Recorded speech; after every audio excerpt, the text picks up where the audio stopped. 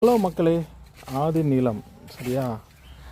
நம்ம ஆதி நிலத்தில் இன்றைக்கி நம்ம என்ன பண்ண போகிறோம் இங்கே பாருங்க. கீழே இதாங்க இயற்கை அப்படிங்கிறது. நம்ம இலை கொட்டி அதுதான் மண்ணுக்கு வந்து நல்ல ஒரு உயிர். நான் ஆல்ரெடி உங்களுக்கு சொன்ன மாதிரி அந்த பழைய வீடியோ போட்டிருப்பேன். இலை சத்து ஒரு குப்பை போட்டிருக்கேன்.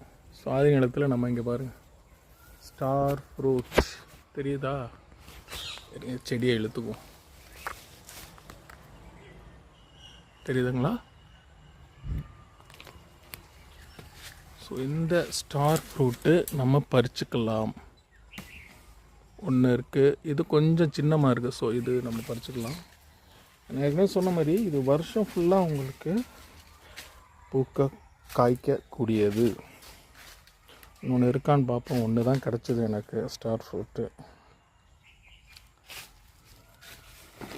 இங்கே இருக்குது, பட் ஆனால் வந்து பார்த்திங்கன்னா பறிக்கக்கூடிய பருவத்தில் இல்லை.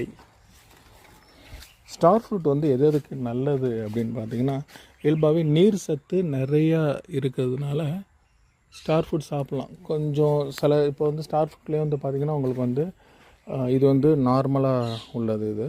இதில் இனிப்பு ஸ்டார் ஃப்ரூட்லாம் வந்துருச்சு உங்களுக்கு.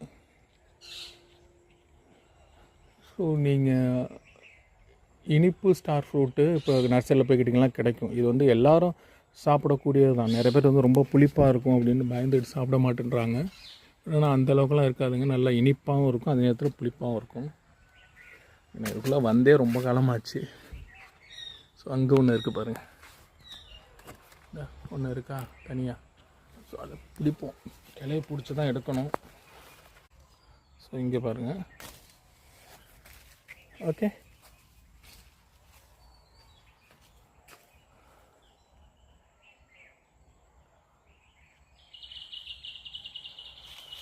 ஓகே மக்களே, இது எல்லாமே வந்து நேச்சுரல் ஃப்ரூட்டு தான். இது எல்லாமே உங்களுக்கு நான் சொன்ன மாதிரி இயற்கை விவசாயத்தில் தான் இது எல்லாமே வந்து நான் பண்ணுறது. ஏன்னா நம்ம அட்லீஸ்ட் டெய்லி ஒரு 10% குறைஞ்சபட்சமாக நான் சொல்கிறேன், ஒரு 10% நம்ம வந்து இயற்கையாக உள்ள பழங்களை சாப்பிட்டாலே போதும். ஓரளவு நம்மளால் ஆரோக்கியத்தோடு இருக்க முடியும் அப்படிங்கிறது தான். இயற்கையோடு இணைந்து வாழ்வோம்.